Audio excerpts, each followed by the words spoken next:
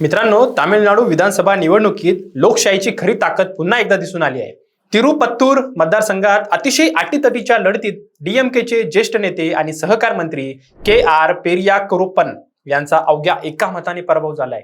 तमिलगा वेट्टी कझगम या पक्षाचे श्रीनिवास सेतुपती यांनी हा ऐतिहासिक विजय मिळवत सगळ्यांनाच आश्चर्याचा धक्का दिलेला आहे।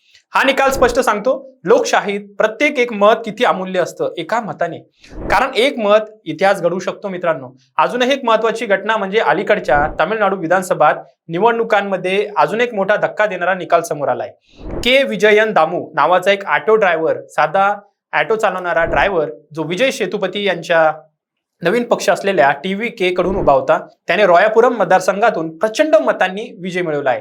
त्याने अनुभवी आणि मोठ्या नेत्यांना पराभूत केलं आहे, ज्यात 5 वेळा आमदार राहिलेले डी जयकुमारन आणि डीएमकेचे सोबैर खान यांचाही समावेश आहे।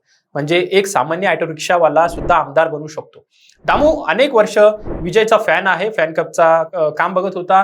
त्याने जमिनीवर उतरून लोकांमध्ये सुद्धा काम केलेलं आहे। विशेषतः किनारपट्टीवर राहणाऱ्या मच्छीमार समुदायाच्या रोजच्या अडचणींवर त्याने लक्ष केंद्रित केलं होतं। सर्वसामान्य माणूस म्हणून उभं राहत त्याने लोकांशी थेट कनेक्ट केलं होतं। हाच त्याच्या विजयाचा खरा फॉर्म्युला ठरला होता।